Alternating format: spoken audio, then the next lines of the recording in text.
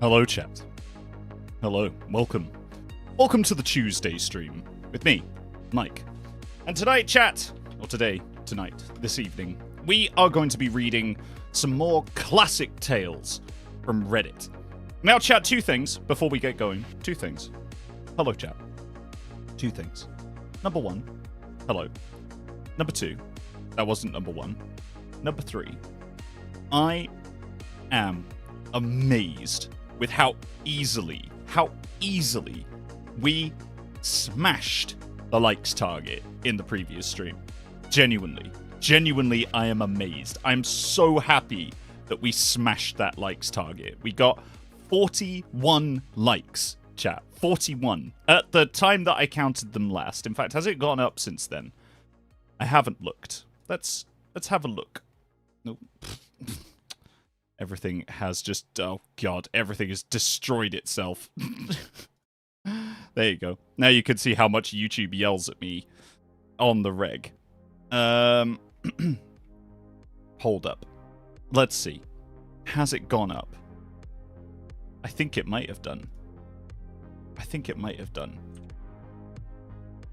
It was this stream here. It has got a total of... Oh my god, it doesn't actually say... No, it doesn't actually say how many likes it got. That's weird. Surely it should say how many likes it got if I found it the other day. What? Doing to me, YouTube. It got 44 likes. 44 likes at last count. And I'm so glad. I'm so glad that you guys are enjoying these Reddit stories, because I have very much enjoyed reading them to you, and I've really enjoyed like producing a new kind of content, because this is actually the kind of content that I wanted to produce on Tuesdays. I wanted it to be alternative content so we could move away from gaming and I could do some nice reading for you. Hopefully something that you guys will be able to use to get some good sleep. So, tonight, chat, with that, I'm going to bring you a classic Reddit story that was suggested by one of our chatters. Now, I saw this one, and I thought that this would resonate with a lot of people. Yeah, I saw it. Don't worry, Reese. I saw that some of your comments didn't land. So don't worry about that. We've got a plan for that, which I was going to talk about at the end of the stream. But seeing as you brought it up, if you want to recommend Reddit stories for us to read, put them in the stream chat in Discord, because apparently YouTube hates it when you post links in there. So put them in the stream chat instead, and I will pick them up from there. So tonight, chat, like I say, tonight we are reading a story which I believe was originally suggested by one of our chatters. I think it might have been our very own Rover Elliott, but let me have a quick look. It was Atlas, sorry. Atlas originally suggested this, and I gave it a quick skim and thought, oh, dip, that's a banger. And so here we are, chat. Tonight, may I present to you our leading story, which is my sleep paralysis demon is actually a pretty chill guy. Get sleep with no sleep? I don't think so. Well, Dr. Hutch, now's the time to find out. And also, chat, if you're not already a channel member, there is new channel membership content available. Lots of you have already seen it, but I've released the first of the Vienna vlogs for you guys to peruse. So maybe go check that out if you're a channel member. Why is this such an Atlas Reddit submit? I swear to God. Yeah, for real. Alright, chat. Here we are. My sleep paralysis demon is actually a pretty chill guy. Enjoy. My first memory of sleep paralysis happened when I was 10 years old. I remember because it was the night my parents took me to see Shrek 2 for getting good marks on my report card. It was an evening show, and we got in late, and my mum tucked me straight into bed when we got home. It was around 4 a.m. when I woke up. The light from my alarm clock told me that much. I couldn't feel anything, not my pajamas against my skin or the warmth of my head against the pillow. I could feel my arms and legs, but they felt heavy, as if a great weight was holding them down. I tried to call out, but I couldn't. My voice caught in my throat, my lips unable to move. I mustered a weak groan that sounded like a cross between a frog's croak and a zombie's moan, but that was it. I thought I was dead. That this was what death feels like, but awake and unable to move or tell anyone. My mind wrestled with the idea of being placed in a coffin, unable to tell anyone I was still alive in here, unable to move or say anything as the lid closed and they put me in the ground, still alive. My fear subsided as I felt my heart thudding in my chest in response to my near panic attack. I became aware of my breathing, which slowed as fear subsided. I calmed a little, thinking it was just a dream. And that was when I saw him for the first time. Mr. Brown Sticklegs.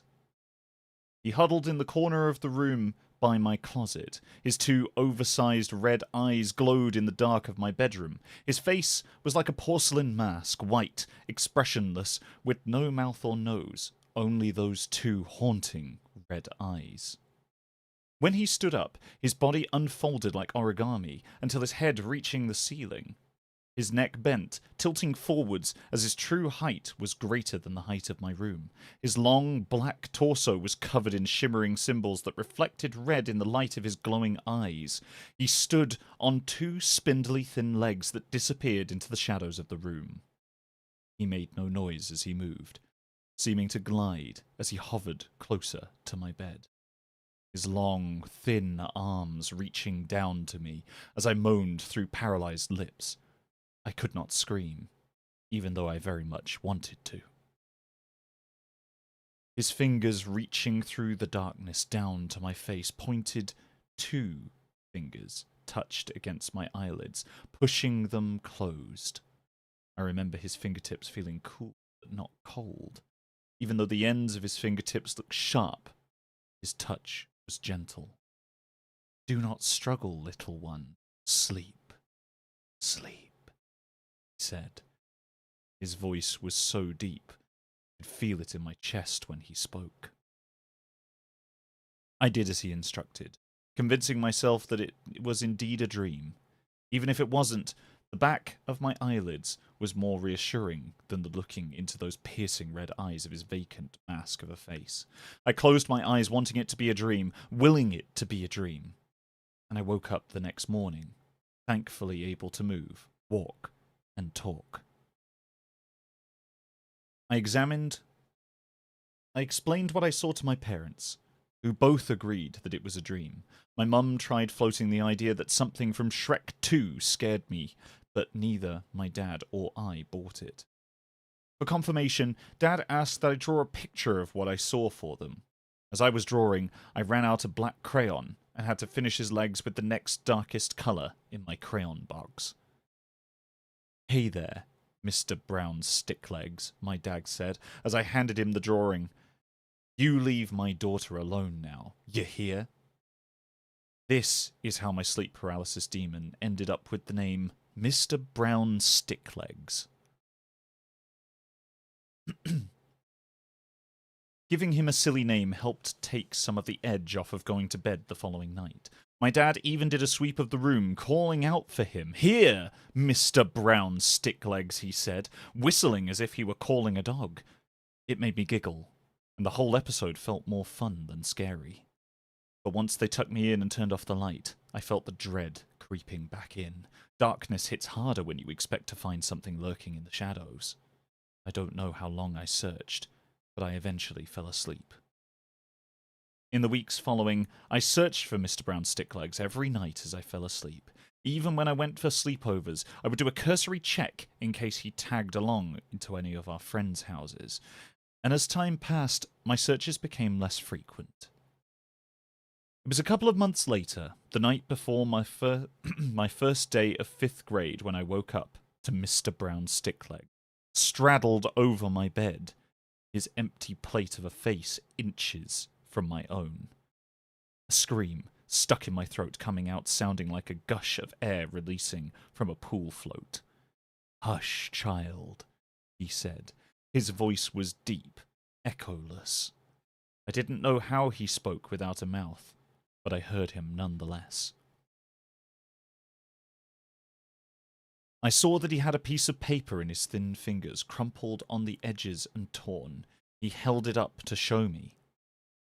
On the page was a pink blob with blue dots for eyes and a droll red smile and stick lines for legs and arms. It was lying on a blue rectangle. I found the picture you drew of me, so I drew a picture of you, he said. Do you like it? I tried nodding, but I couldn't move. I tried answering, but all that came out was the same dry croaking sound. Will you draw another one of me? I liked the first one. You gave me pants. I look good in pants. Again, I was unable to respond or move to give him an answer. He must have been able to read my intent, because he tucked the picture under my pillow before closing my eyes again. I woke up in the morning. I bolted upright and tossed my pillow off the bed. My heart leapt into my throat when I found the picture. It wasn't a dream. He was real. I went to my desk and began drawing a picture of him, starting with his face and eyes, trying to capture as much detail as I could remember. I'd forgotten all about the first day of school until my mum opened the door and found me still in my pajamas. "Lexi!" she yelled, staring at me as I was colouring in his eyes. "Your bus will be here in less than an hour. Get dressed, now!" I tucked my picture into my school backpack and got dressed. I finished up my drawing at recess that day, using my brand new Crayola 64 pack that I got with my back-to-school supplies. Hashtag not sponsored. I gave him blue pants this time, figuring he'd like to see himself in jeans. I wrote his name, Mr. Brown Sticklegs, at the bottom of the picture, and drew a smiley face next to it, hoping that he'd like his nickname. I flipped the paper over to write him a message on the back. I wanted to ask him questions, but didn't want to anger him since he visited me when I was at my most vulnerable.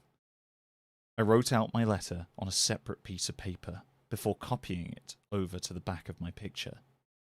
It went as follows. Dear Mr. Brown Sticklegs, that's your name. My name is Lexi. I'm in 5th grade. What is your name? How old are you? Do you go to school? Why do you visit my bedroom? Why can't I move when you visit? You look scary, but you also seem nice. I hope we can be friends. Love, Lexi. P.S. I hope you like your blue pants. I added another smiley face at the end of the letter, my final emphasis on wanting to be friends. I considered closing it with sincerely, but I figured love was better, a friendlier choice. I tucked the picture under my pillow that night, now anxious to see him rather than filled with dread. Anxious to see him rather than filled with dread of his reappearance. But like last time, he did not return the next day, or the day after. The days stretched into weeks, and every morning I found the picture tucked under my pillow from the night before. It wasn't until Thanksgiving break that I saw him again. My eyes opened as the morning sun poked in through the blinds of my bedroom. His body didn't look any different in the light. In fact, his black skin seemed darker, absorbing the sun's rays without giving anything back. His eyes seemed wider than before. If he'd had a mouth, I would have figured he would be smiling. In his slender fingers was the picture that I drew for him. "Hello, Lexi," he said. "Thank you for the picture. I do look good in blue pants." I wanted to smile, but, well, sleep paralysis. He flipped the picture over to the side with my letter. "I will answer your questions as best I can. I do not have a name, not one that you could ever pronounce, but I am happy for you to call me Mr. Brown Sticklegs. As for my age, I exist outside of the construct of time, and therefore I am ageless. Some merely refer to me as the Doctor. I do not go to school, nor do I know what school is. And why do I visit you? I visit to feed on the energy of your soul. My breath quickened as a mute groan exited my teeth. I wanted to run, wanted to get away from him, but I was pinned down, unable to move. He sensed my uneasiness and tried to calm me by patting my forehead. Let me explain. Have you seen the ocean? It appears vast, almost limitless as you stare out onto the blue water, with no visible land on the other side. In my mind, I was standing on a beach. I felt the salty ocean breeze against my face as I looked out over the massive body of water. The waves crashed about my feet, and I felt the rush of water over them, followed by the trickle of sand and the pebbles as the water drew back. Your soul is an ocean, child. Vast, limitless, undefinable by words to your understanding. Take only a tiny sip, a single glass of water from a vast ocean. I am not one who could consume an entire ocean. Dark clouds formed over the water as I stared at the white-capped waves. The clouds unleashed a heavy downpour, turning the horizon grey as rain fell from the sky over the ocean. Just as rain falls over to the ocean, your soul can replenish itself by more than I could ever consume. Not even in 1,000 of your years. Does that make you feel better? On the beach, in my mind's vision, I nodded. My bedroom, he nodded back at me. Good. As for your last question, why you cannot move, we are meeting at a point outside of your time, where your world and mine touch. Your physical body cannot move here, but if you persist, you can learn to speak to me with your mind. I will answer your questions in exchange for your drawings. You can draw pictures of whatever you like. I want to know more of your world. In my mind, I nodded again. This knowledge is a gift, so we can understand one another more. I am not one who would hurt you. He pressed his fingertips to my eyelids again, closing them. In my mind's eye, I was still on the beach, but the sun was setting. No stars were visible through the rain. I drifted back to sleep to the sound of falling rain. The next morning, I asked my parents for a sketchbook and coloured pencils. They tried to hold me off until Christmas, but since I spent most of my afternoons and weekend drawing pictures up in my room, Dad let me open up one of my gifts a week early. A Strathmore sketchbook with 100 pages and a 50-pack of Crayola coloured pencils. # not sponsored. I started by drawing the rest of my family. Mum, Dad, my little brother Tommy, our cat Libby, and even though he had died, our dog, Pancakes. I drew our house, and then our car, and then my school. I kept drawing anything I could think of, trees, birds, insects, until my sketchbook was full. I used my allowance to purchase more books so I could keep drawing. I honed my craft, redoing my earlier drawings in great detail. My thoughts considered his wording. I'm not one who could consume an entire ocean. I wanted to ask him if there were those who could, but I wasn't sure if I wanted to know such things. Mr. Brown's sticklegs didn't return until my freshman year of high school. To him, it wasn't like any time had passed.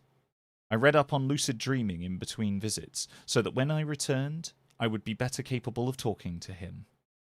He held my book in his hands, flipping through my drawings, doting over the increased refinement of my drawing skills. I had filled a dozen sketch pads and upgraded from Crayola to Prismacolor Premier pencils, # not sponsored, for my drawings. His biggest surprise was when he complimented my drawings. I spoke to him. Thank you, I said, seeing the words in my mind as I spoke them aloud. If he had a surprised expression, his eyes showed it. You have been very busy, child, he said, Do you have any questions that you would like to ask? I hesitated, but finally formed the words in my mind. Are there creatures who can consume an entire ocean? He didn't respond right away, which made me think I'd not asked properly. As I asked him a second time, he put a finger to my lips as if to shush me. There are those who can. They are known as the Dark Ones. They are capable of consuming entire souls, emptying them out, leaving them dry and barren. You should not fear them, but you should also not provoke them. His eyes curved downwards, as if concerned or afraid. What do they look like? I asked. In my mind, my visions were filled with images of great, terrible creatures, spiders taller than the Empire State Building on thin, spindly legs of shadow and smoke, tentacled monsters in the seas lofting blue whales like they were toys, ripping them to shreds with their curved, chitinous beaks, great ghastly flying creatures that knocked over orchards and forests with the beat of their leathery wings, and a dildo, simple and plain. I showed you only because you ask, Mr. Brown Stickleg said. But it's best that we don't talk or think about them. Let them be. I nodded in my mind, and he leaned forward, his plate-like face to my head, as if to kiss me on the forehead, which was odd, since he didn't have a mouth. Then, as usual, he closed my eyes, and I drifted to sleep. My life took a downturn during the latter years of high school. My dad lost his job, and when the search for a new one dragged on, he turned to drinking to cope with his failure. He wasn't abusive, but he wasn't fun to be around either. In the months following, my parents would hush their arguing when I entered the room, greeting me with smiles as if nothing was wrong. They lasted until the day I came home from school to them fighting over a foreclosure notice from the bank. We moved out over a weekend from our home in the suburbs to an apartment on the other side of town. I internalized my feelings during that time. I withdrew from my friends and school activity, besides the art club, the only one that I could still afford. I saw my friends driving to school and hanging out while I rode the bus, too poor and too far out of the way to join in. My tastes began to change as well. Out was the bubblegum pop of Katy Perry, Kesha, and Taylor Swift. Instead, I listened to Pierce the Veil, Sleeping with Sirens, and Bring Me the Horizon. My clothes and makeup became darker, more black t-shirts and skirts with black eyeliner and black fingernail polish, and the occasional Mikey Scamp merch available at redbubble.co.uk. Mum called it my goth phase, not that she understood. My drawings became darker too. I moved from coloured pencils to charcoal, drawing skulls and gothic-looking cemeteries as my passion for drawing animals and flowers waned. I also drew the Dark Ones, in great detail, exactly how I remembered them in my mind's eye. Mr. Brown Sticklegs visited me again a month after we moved into our apartment. He looked more at home in my room of black light posters and death metal bands than he did in my previous room. His eyes were dim, not the vibrant red as they were before. He stared at me as I lay in bed, unable to move. He moved inches from my face as I heard his words in my mind. Your soul tastes different now. He didn't speak of my drawing. I worried that he might, especially since I'd been drawing the Dark One. Not only drawing them, but thinking about them, and what type of damage they could do if they were to wake. He seemed sad for me, although reading his expression was difficult with no face. He patted my forehead like before, but didn't close my eyes before leaving, as he used to. My life continued its spiraling path like a bottled rocket with a broken stick. My parents didn't talk out of short conversations about which bills to pay and which ones to ignore. Each night, Dad disappeared into a bottle while Mum disappeared online to chat with a male Facebook friend she knew from high school. The thing about rock bottom is that it's often a disguise for a trap door that drops you to an even lower depth than you thought possible. first bottom came from my father when he died. Drove off the road into a gravel pit late at night, with an empty bottle of bourbon in the passenger seat. I cried, but it felt hollow. I felt hollow. Even when my mum tried to hold me, I felt nothing inside. Not sadness, not guilt, not anything.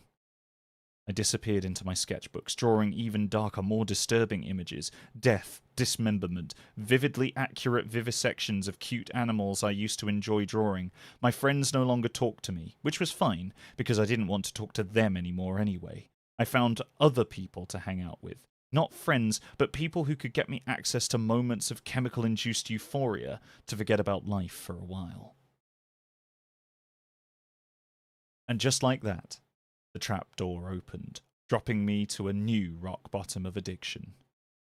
One thing I had in common with my dad, but insisted of falling into a One thing I had in common with my dad, but instead of falling into a bottle, I fell into a needle. I stole money from my mum's purse to feed my habits, not that she noticed. She was busy with her old Facebook friend, who had moved from online acquaintance to nightly sleepover companion. And when the time came to begin my senior year, I didn't bother going back. I kept drawing, filling entire sketchbooks with the dark images that reflected my bleak outlook on life. The dark ones were prevalent subjects during this period of my life. I drew them festering on humanity, raking flesh from bone on their jagged teeth behind lips of smoke. I came home one night to find my mum and her new male friend in the middle of a fight. It was different from her fights with Dad, more violent, more physical. When he raised his hand at me for trying to intervene, I decided it was time to bolt. I left home, hitching rides with anyone with a set of wheels I could manage to put up with short periods of time. My preference leaned towards those who had access to chemical releases that I craved. And the more I could numb, the more I could escape. I found certain drug combinations had similar effects to sleep paralysis, where my mind's ability to control my body's action became severed. In those moments of numbed paralysis, I'd see Mr. Brown's stick legs, watching from afar as I dulled the pain. I saw what I perceived as the dark ones, too, but they weren't hiding in the shadows like Mr. Brown's stick legs did. They were the shadows. I called out to them as well, for in those moments I wanted nothing more than to be hollowed out and empty, a void so dark no pain could ever penetrate it. And when they didn't answer, I called out to Mr. Brown's stick legs, but he would vanish every time. Perhaps it was all just a drug-fueled hallucination. Overdosing was never my intention. I was pushing too much, trying to find the edge of the void after feeling so low, so very low, searching for that something extra to filter out the background noise. I took it too far, giving myself a near-lethal dose. At one moment, I was lying next to strangers on a strained mattress in an abandoned warehouse, and then came the initial rush of euphoric bliss. And then nothing. Whoever I was travelling with at the time dumped me on the curb in front of the ER, making me someone else's problem. That was my rock bottom moment, although at the time, it felt more like freefall. I spent 3 weeks in a coma. I was aware of my surroundings and could hear the doctors and nurses as they checked my vitals and tended to my cleanliness and upkeep, but I couldn't move or speak. At the end of the 3rd week in the ICU on an incubator, I looked up to find Mr. Brown's stick legs hovering over me, his round red eyes peering through the darkness. "What have you done to yourself, child?" His voice spoke inside my mind. In my mind, I was beside him, standing in the middle of a vast salt-flat desert. The ground was cracked and dry in a hexagonal pattern that stretched in all directions. "This is your soul now. There is nothing left to drink." I heard my beep of my heart rate monitor in the back of the hospital room speed up as fear entered my mind. I called out to the Dark Ones, I said. I asked them to come. They emptied me out. They emptied my soul. "No, my child, you did this. You have not replenished. You have only consumed. And now nothing remains." I dropped to my knees in the middle of the salt as I felt a rumbling deep inside the hollow pit of my stomach. I leaned forward onto my arms, but they were no longer my arms. They were pitch black and empty. I could feel them, but when I looked at them, they were empty voids of smoke and shadow. I stood up on my legs, but they were no longer my legs. The darkness swelled up my torso and down my arms. The emptiness inside me consumed my entire body until only my head remained. What's happening to me? I heard a snap as my arms and legs split, forming 8 black, spindly, thin legs. I collapsed onto them, unable to support myself. Mr. Brown's stick legs glided down in front of my face, his eyes inches from my own. As I told you, child, only the Dark Ones have the ability to consume an entire ocean of a soul. That is your fate. This is what you will become. Back in the room, my heart rate monitor crashed to a flat line. I felt cold darkness swell up my neck to my head as the void consumed me. I was aware of the nurses and doctors huddled around my body preparing the crash cart, but all I felt was the cold consuming what was left of me. "Help me," I uttered. "Please." My physical body jolted from the electric paddles, but I felt nothing. Only the cold darkness. A needle injected into my IV line as they recharged for another burst of electricity. And still nothing. Only cold. Only darkness. Only the vast emptiness of the void. Mr. Brown's stick legs tilted his head as he stared through his unblinking red eyes. He leaned forward, pressing his plate-like face to my forehead. I felt a vibration against my skin, followed by the tingling sensation of heat returning. The darkness receded back down my arms and legs. As he pulled back, the red from his eyes had diminished. "A gift for the girl who gave me pants." A tear formed in my eye. It rolled down my cheek and fell onto the parched landscape below.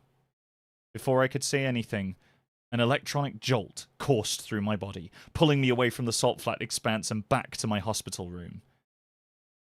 The sinus rhythm of my heart rate monitor returned to normal. I felt the cool gel of the defibrillator paddles against my chest. I remembered squeezing the hand of one of the attending nurses who smiled at me. "Look who's awake."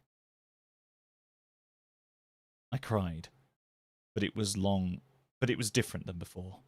I felt the pain I had long been avoiding, but I felt something else as well. I felt grateful, and I felt a sense of hope I hadn't known in a long time. It was a long road back from the darkness, but the thing about the road to recovery is that, like any road, it leads to a destination. After years of listless drifting towards the void, having a destination was an important first step in finding self-love.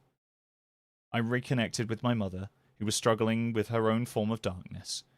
We leaned on one another, talking and going to therapy as we worked through the issues that drove us apart. After my release from hospital, I moved back home with her. Her Facebook friend had long gone. I got my GED and used my many sketchbooks as a portfolio to get an apprenticeship at a tattoo parlor. I've been clean for 4 years now, and it feels good to smile again. Granted, I still prefer Pierce the Veil to anything from Katy Perry's catalogue, and my tattoos and jewellery have more skulls than fluffy bunnies, but that's all on the surface. I no longer crave the darkness to consume me. I often think about the vision with Mr. Brown's stick legs on the salt flats, and that night in the hospital. I've not seen him since that night, and I often wonder about the state of my soul since that day. Has it replenished, or is it still the dried-up barren wasteland that he took me to on the night? Last night, about 3 a.m, I finally got my answer. I woke up with a heaviness on my chest, arms, and legs. At first I felt the grips of fear grabbing hold, much like the first time I experienced it, but then in the corner of my room, I saw glowing red eyes staring back at me from the shadows. In spite of my sleep paralysis, I couldn't help but smile when I heard his voice call out to me. "Child, your soul tastes much better now." And so ends the story. My sleep paralysis demon is actually a pretty chill guy. Chat, I hope you enjoyed that one. This was a pretty flipping fantastic story. I genuinely had a lot of fun reading this one. Like, there are notes that I could give because there are areas that I think it could be tightened up in a little bit. But on the whole, that is a great story. Like, all of the acts are so clear. And Lazy Kiwi, thank you so much for those 5 gift memberships. Welcome everyone to being able to access the new content in the members area. Wow, I didn't think I'd be able to say that so soon. Gosh. But yeah, this was a really, really good story. And honestly, props to the writer. This was written by Chris Wright about 5 years ago. I'm sure that a lot of you guys are probably aware of this already, and maybe some of you have even read it for yourselves. But I hope that tonight, everyone, you enjoyed my dramatic reading of this r/NoSleep Reddit classic. Now, chat, I believe that we have enough time for one more story. If you would like one more story. Because I do have another one lined up. But if you would like, we can end here. Would you like one more story? You would. Okay.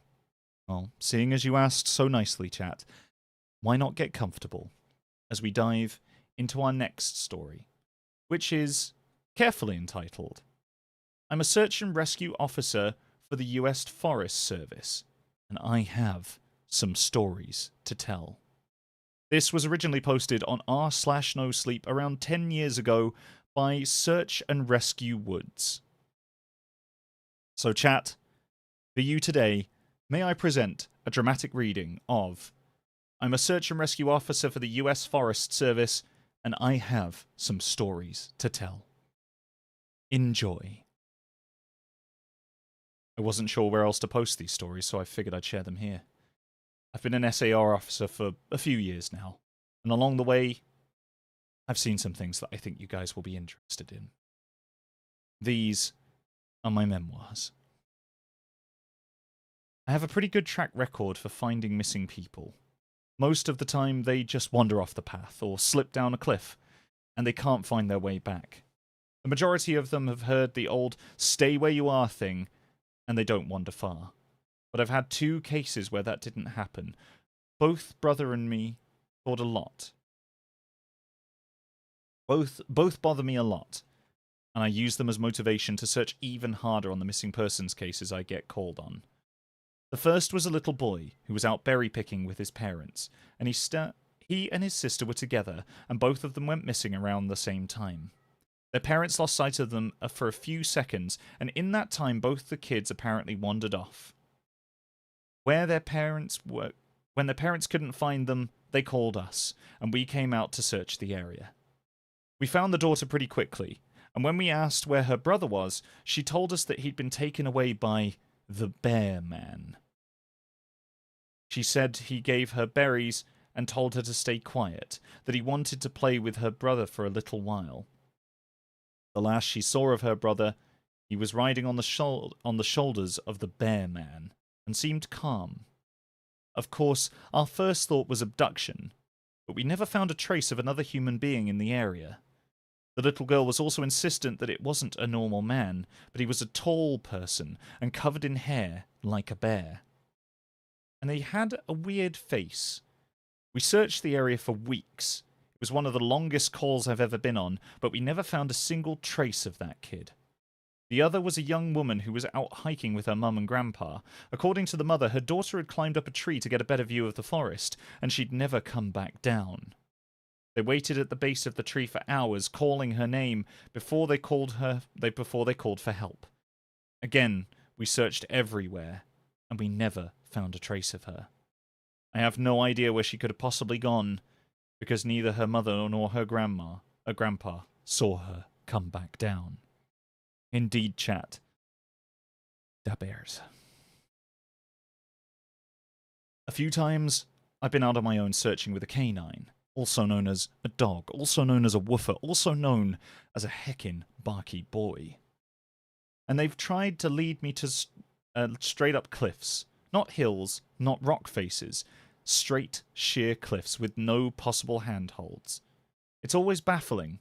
And in those cases, we usually find the person on the other side of the cliff, or miles away from where the dog, or the woofer, or the canine, or the heckin' Barco had led us. I'm sure there's an explanation, but it's sort of strange. One particularly sad case involved the recovery of a body. A 9-year-old girl fell down an embankment and got impaled on a dead tree at the base. It was a complete freak accident, but I'll never forget the sound her mother made when we told her what had happened. She saw the body bag being loaded into the ambulance, and she let out the most haunting, heartbroken wail I have ever heard. It was like her whole life was crashing down around her, and a part of her had died with her daughter. I heard from another SAR officer that she killed herself a few weeks after it had happened. She couldn't live with the loss of her daughter. I was teamed up with another SAR officer because we'd received reports of bears in the area, aka the bears. We were looking for a guy who hadn't come home from a climbing trip when he was supposed to, and we ended up having to do some serious climbing to get to where we figured he would be. We shouted and called da bears, and eventually we found him trapped in a small crevasse with a broken leg. It was not pleasant. He'd been there for almost 2 days, and his leg was very obviously infected. We were able to get him into a chopper, and heard from one EMT that the guy was obviously inconsolable. He kept talking about how he'd been doing fine, and when he'd gotten to the top, a man had been there. He said the guy had no climbing equipment, and he was wearing a parka and ski pants. He walked up to the guy, and when the guy turned around, he said he had no face. It was just blank. He freaked out, and ended up trying to get off the mountain so fast, and that's why he'd fallen. He said he could hear the guy all night, climbing down the mountain and letting out these horrible, muffled screams. That story bothered the heck out of me. I'm glad I wasn't there to hear it. One of the scariest things that have ever happened to me involved a search for a young woman who'd gotten separated from her hiking group. We were out late at night because the dogs hadn't picked up her scent, and when we found her, she was curled up under a large rotted log. She was missing her shoes and pack, and she was clearly in shock. She didn't have any injuries, and when we were able to get her to walk back with us, to base ops. Along the way, she kept looking behind us and asking why that big man with black eyes was following us. We couldn't see anyone, so we wrote it off as some weird symptom of shock. But the closer we got to base, the more agitated this woman got. She kept asking me to tell him to stop making faces at her. At one point, she stopped and turned around and started yelling into the forest, saying that she wanted him to leave her alone. She wasn't going with him, she said, and she wouldn't give us to him. We finally got her to keep moving, but we started hearing these weird noises coming from all around us. It was almost like coughing, but more rhythmic and deeper. It was almost insect-like. I should read further before I start making sound effects. There's gotta be. Please tell me there's an insect that makes that noise, because if there isn't, this is gonna be ridiculous.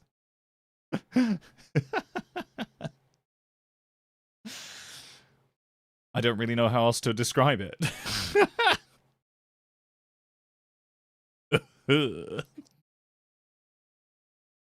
It's the deep coughing insect noise that we all know. You know when you go out and you hear the cicadas and then you hear oh my god. Oh my god, where was I? I don't really know how else to describe it. When we were within sight of base ops, the woman turns to me, and her eyes are about as wide as I can imagine a human can open them.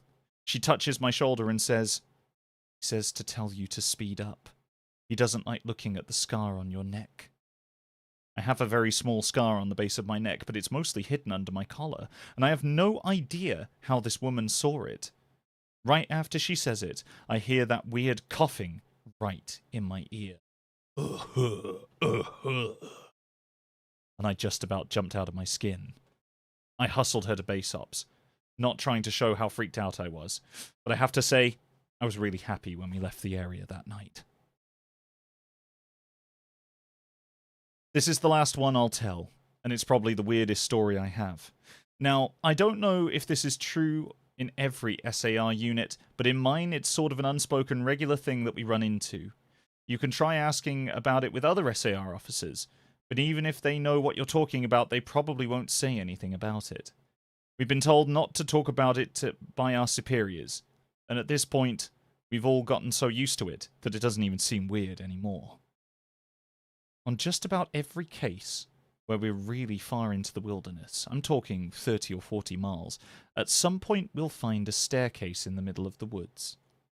It's almost like you took the stairs in your... It's almost like if you took the stairs in your house, cut them out, and put them in the forest. I asked about them the first time I saw one, and the other officer just told me to not worry about it, that it was normal. Everyone I asked said the same thing, and when I went to go check them out, I was told very empathetically that I should never go near any of them. I just sort of ignore them now. But when I run into them... I just sort of ignore them now when I run into them, because it happens so frequently. I have a lot more stories, and I suppose if anyone's interested, I'll tell some of them tomorrow. If anyone has any theories about the stairs, or if you've seen them too, let me know.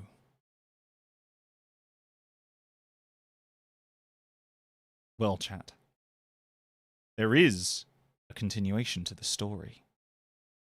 And it's got a bit of length. Quite a lot of length, actually. So, chat, if you like, we can read the story now and finish up part 2 of the search and rescue story. Or should we save it until next week? What would you prefer, chat? We want more, you say. Part 2, you say. Very well. Very well. In that case then, chat, may I present to you a dramatic reading of the continuation of I'm a Search and Rescue Officer for the U.S. Forest Service. Service? Ding ding. Service. And I have some stories to tell. Part 2. So, I logged back on tonight and was blown away by the staggering amount of interest this seems to have generated. First off, I'll address a few things that you guys have brought up. There's been an overwhelming amount of people mentioning the similarity between some of my stories and those of David Paulides. I assure you that I'm not trying to rip him off in any way. I've got nothing but respect for the guy. He actually is what inspired me to write this, but I can verify a lot of the things that he talks about. We do have a lot of these strange missing persons cases, and most of the time they aren't solved. Either that or we find them in places that have no business being. They have no business being. I personally haven't been on in many cases or calls like that, but I'll share a few that I have seen and a story my friend told me that relates to this. There was a lot of feedback about the stairs, so I'll touch on them briefly here, and I'm also going to include a story. They come in a variety of shapes, sizes and styles and conditions. Some are pretty dilapidated, just ruins, but others are brand new. I saw one set that looked like they came from a lighthouse. They were metal and spiral, almost old-fashioned. The stairs don't go up infinitely, or farther than I can see, but the sets are tall. Some sets are taller than others. Like I said before, just imagine the stairs in your house, as if someone has cut and pasted them in the middle of nowhere. I don't have any pictures, I don't have debears, and right now I don't have a woofer, but it's never really occurred to me to try again after the first time, and I don't really feel like risking my job over it. I'll try again in the future, but I can't really promise anything. A few people have expressed confusion about the guy who ran into the man with no face. Just to clarify, when the climber ascended and reached the top of his peak, he saw another man in a parka and ski pants. This was the man with no face. Sorry about the confusing wording on that story. I will try and avoid it in future.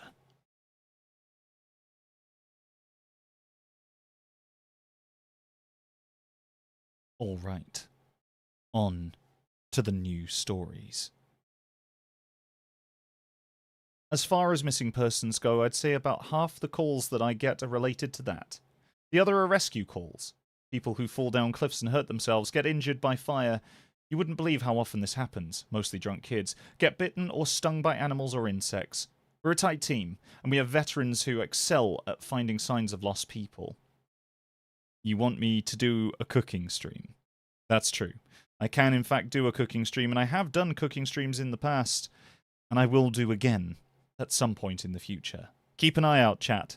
That content is coming.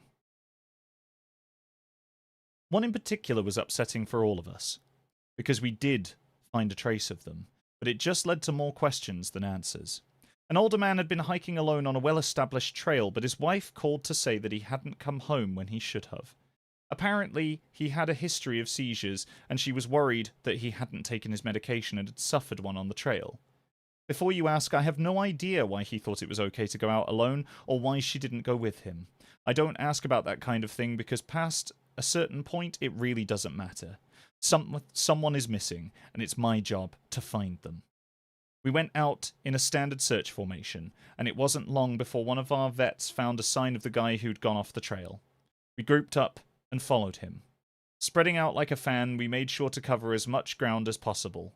Suddenly a call comes over the radio telling us all to head back to the vet's location, and we come right away, because this usually means the missing person is injured, and we need a full team to help get them out to safety.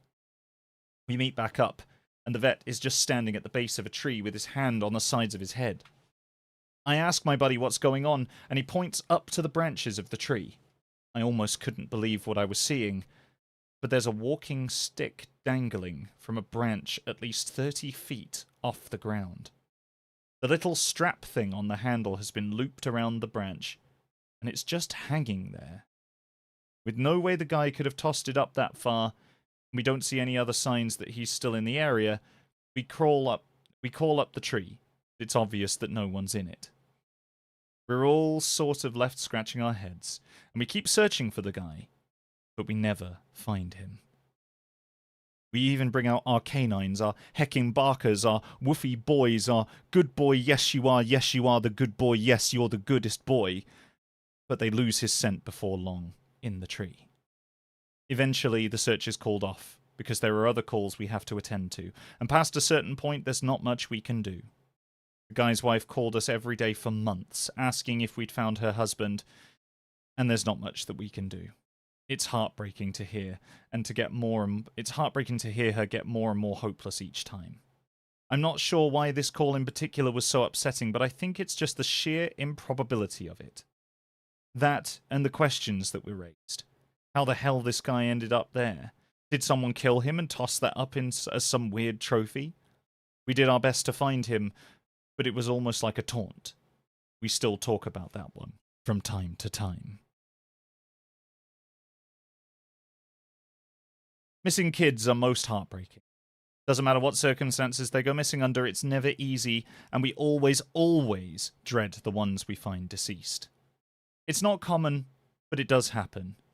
David Polodis talks a lot about kids' SAR teams and finds in places they shouldn't be or couldn't be. I can honestly say I've heard about this kind of thing happening more than I've seen it, but I'll share one of the ones that I think about a lot, that I witnessed personally. A mother and her 3 kids were out for a picnic in an area of the park that has a small lake. One is 6 and one is 5 and the other is about 3. Not the lakes, the children. She's watching them all really closely, and according to her, she never lets them out of her sight at any time. She never saw anyone else in the area either, which is important. She packs their stuff up, and they start to head back to the parking area. Now, this lake is only about 2 miles into the woods, and it's on a very clearly established trail. It's almost impossible to get lost getting from the parking area to it, unless you're deliberately going off the path like an imbecile. Her kids are in fact... no. Her kids are walking in front of her when she hears what sounds like someone coming up the path behind her.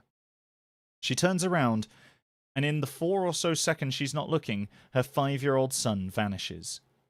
She figures he'd stepped off the trail to pee or something, and asks her other two where he went.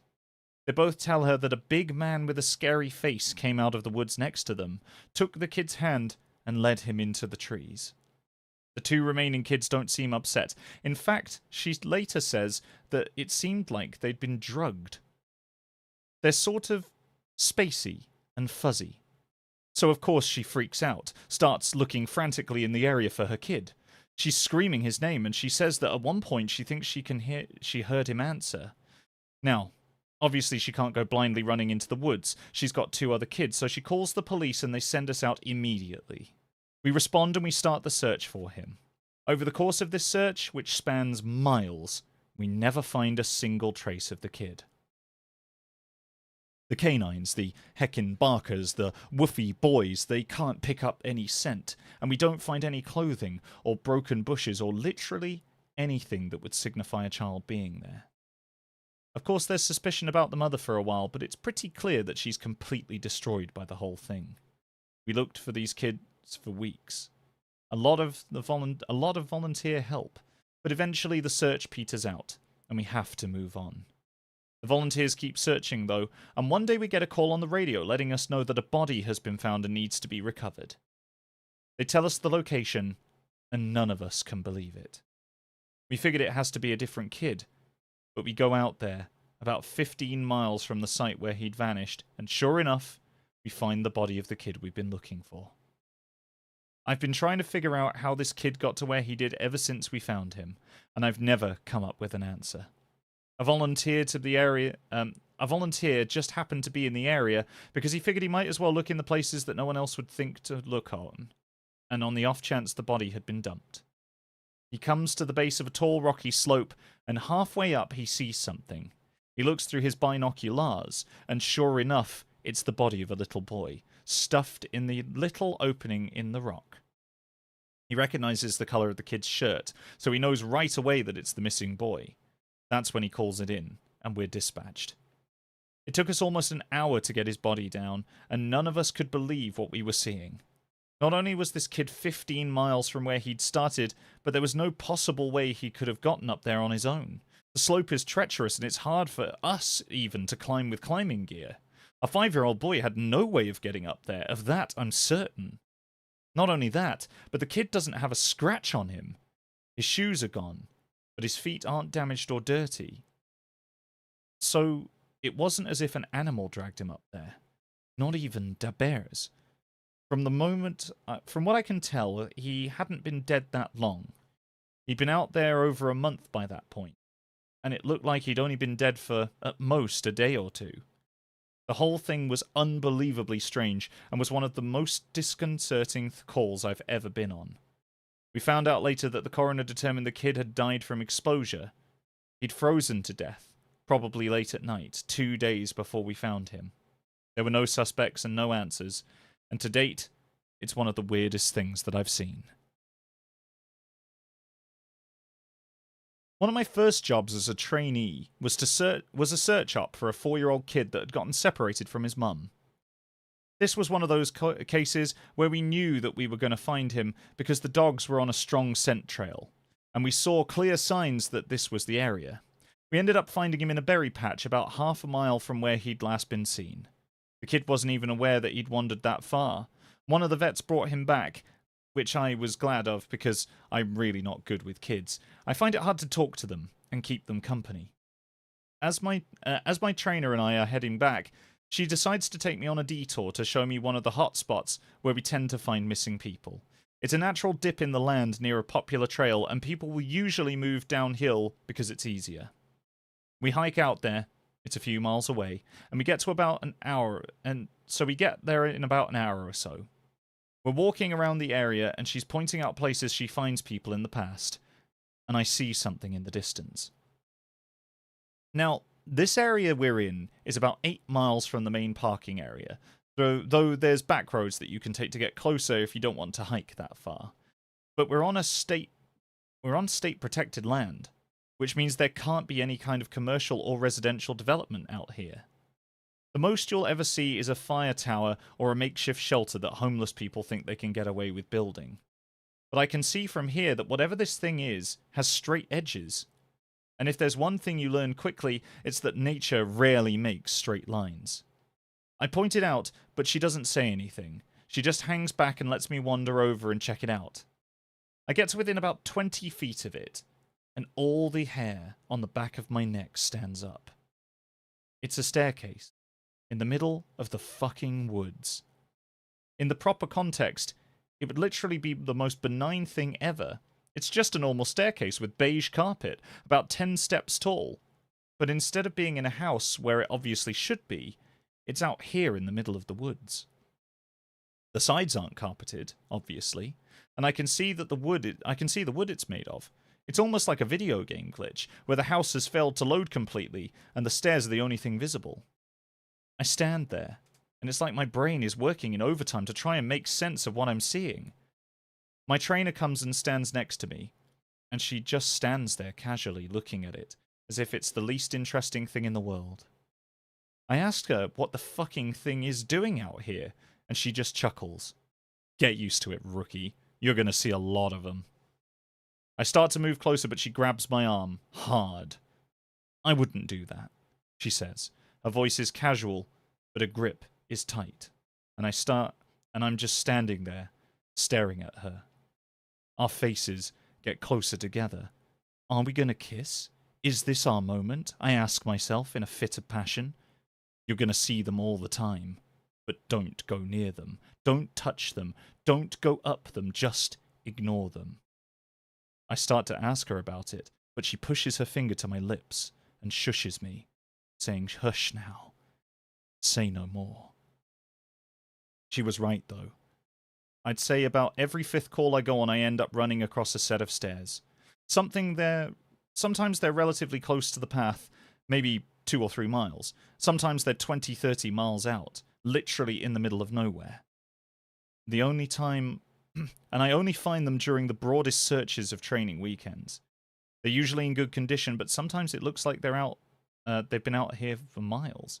All different kinds, all different sizes. The biggest I ever saw looked like they came out of a turn-of-the-century mansion and were at least 10 feet wide, with steps leading up to at least 15 or 20 feet.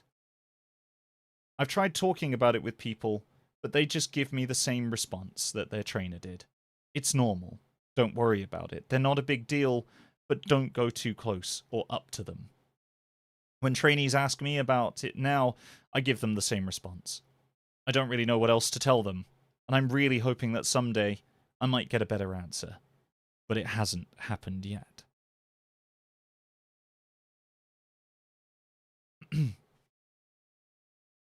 There is another one that's less spooky and more sad. A young man went missing late in winter when realistically no one should have been going far out into the trails. We close a lot of them, but some remain open year-round, unless there's a shitload of snow. We did an op for him, but we had about 6 feet of snow on the ground. It was an unusually heavy snowy year, and we knew it wasn't likely that we'd find him until spring when the thaw came. And sure enough, when the first big thaw came, a hiker reported a body a little up the main trail. We found him at the base of a tree, in a pile of melted snow. I knew right away what had happened, and it scared the living shit out of me. Most of you who ski or snowboard or spend any amount of time on a mountain will probably have guessed too. When snow falls, it doesn't collect as thick in the areas beneath the branches. It happens the most with fir trees, because they have a sort of closed umbrella shape. So what you end up with is space around the base of a tree that's filled with a mixture of loose, powdery snow, air, and branches. They're called tree wells, and they're not immediately obvious if you don't know what you're looking for. We put up signs in the welcome center, big ones, letting people know how dangerous they are, but every year we get an unusual amount of snow. At least one person doesn't read them, or doesn't take the warning seriously, and we find out about it in spring. My best guess is that this young man was hiking and got tired, or maybe a cramp from walking in deep snow. He went to go sit at the base of a tree, not knowing that there was a tree well, and fell in. He got stuck with his feet up, and the surrounding snow caved in around him. Unable to free himself, he suffocated. It's called snow immersion suffocation, and it doesn't usually happen except in really deep snow. If you do get stuck in a weird position like this guy did, even 6 feet of snow can be lethal. What scared me, though, was the most of the imagining how he must have struggled. Upside down in the freezing cold. He didn't die quickly. The snow would have formed a dense, heavy pile on top of him. And it would have been literally impossible to get out. As it got harder to breathe, he would have known what's happening. I can't ever imagine what he was thinking in his last moments.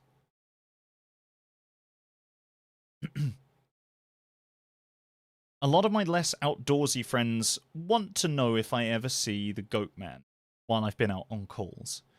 Unfortunately, or I guess fortunately, I've never had anything quite like that happen. I guess the closest was the whole black-eyed man thing. But I didn't see anything. However, there was this one call where I had something kind of similar happen. I'm not sure I'm willing to chalk it up to the Goat Man. We'd gotten a report of an older woman had fainted along one of the trails and needed assistance getting back down to the main area. We hike up to where she's at, and her husband is just beside himself. He runs, well, I guess more jogs to us, and tells us that he was a little ways off the trail looking at something when his wife starts screaming from behind him. He runs back, and she's passed out on the trail. We get her on a blackboard, and we're getting her down to the welcome center, and she comes around and starts screaming again. I calm her down and ask her what happened. I can't remember verbatim what she said, but essentially what happened was this. She'd been waiting for her husband when she'd started hearing this really strange sound. She said it sounded sort of like a cat.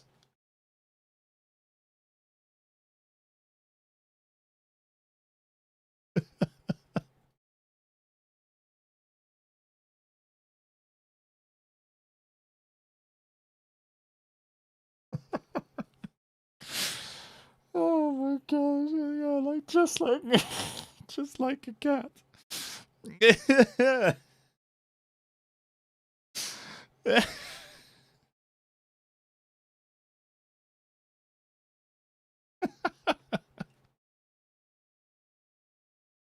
Oh my god.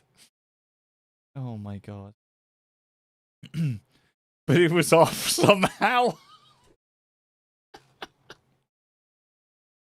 Yeah, it's like way off. Oh my god. Oh shit. Oh my god. Oh fuck. And she couldn't quite figure out why. Oh fuck, I've given myself the giggles.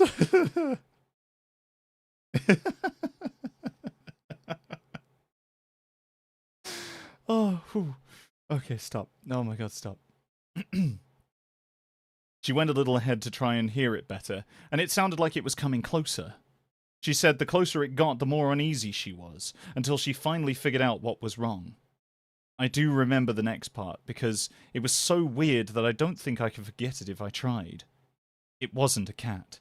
It was a man, saying the word meow over and over. Just meow, meow, meow. But it wasn't a man. It was Markiplier, and one of his most popular videos available on YouTube entitled simply Meow. It couldn't have been, because I've never heard a man make this kind of voice buzz like that. I thought my hearing aid was going out, but it wasn't. I adjusted it and it still sounded all buzzy. It was awful. He was coming closer, but I couldn't see him, and the closer he got, the more scared I was, and the last thing I remember was the shape coming out of the trees. I guess that's when I fainted. Now, obviously, I'm a little perplexed as to why a guy would be out in the fucking woods chanting meow meow at people. I asked Markiplier myself. He refused to comment. So once we got down the mountain, I tell my superior that I'm going to go search the area to see if I can find anything. He gives me the go-ahead, and I grab a radio and hike back to where she fainted. I don't see anyone, so I keep going about a mile more, and when I head back, I go off the trail to see if I can figure out where she saw him coming from. It's almost sunset at this point, and I don't have any desire to be out here at night alone, so I just sort of write it off and make a mental note to check it out again tomorrow. But as I'm headed back, I start to hear something in the distance. I stop, and I call out for anyone in the immediate area to identify themselves. The sound didn't come any closer, or get any louder, but it sounded exactly like a man saying, "Meow, meow," in this really odd monotone. As comical as it makes it sound, it was almost like the guy on South Park with the electrolarynx, Ned. I go off the trail in the direction I think it's coming from, but I never seem to get any closer. It's almost like it's coming from all directions. Eventually, it just sort of fades out, and I end up going back to the Welcome Center. I didn't get any further reports like that, and even though I went back to that area, I never heard that exact same sound again. I suppose it could have been some stupid kid out there fucking with people. But even I have to admit that it was weird. So this kind of turned into a massive wall of text, and for that, I apologize. I wanted to get the stories my friend told me, and he does have some good ones. So I'll post those here tomorrow evening. I also have a few more of my own I think you guys will like. I'm sorry to keep you in suspense again, and hopefully the stories here make up for it, and help you get through the next 24 hours until I can post again. Edit. Since it seems like all of you would like to hear one more, tomorrow I'll write up as many stories as I can, and I'll do a massive post. I'll include my friends' stories, and I'll see if I can get a hold of a few more people who might have interesting things to talk about. I just wasn't sure how people felt about big, huge walls of text. But if you're okay with it, I'll post lots of stories. And that ends tonight's dramatic reading of Reddit Posts Chat. There is, in fact, a part 3, but like the poster suggested, I'm afraid you're going to have to wait until next week to hear them. I would like to thank all of my mods for coming down to make sure that everyone is staying safe today, and I really hope that you enjoyed this dramatic reading of further Reddit posts. If you like this video, remember to hit like and of course hit subscribe if you're new here and want to hear more of this kind of content. This is the content that we're going to be doing every Tuesday, and I very much hope that you enjoy it. To those of you who are still awake because of the NoSleep tag, I very much hope that you rest in dreamful slumber soon, and that Mr. Brown's stick legs comes to visit. And to the rest of you who are just here for the vibes, or perhaps you're not here to fall asleep, I implore you, try and have a good day. And to those of you who have fallen into restful slumber, sleep tight, chat. And I will see you all next Tuesday. Goodbye.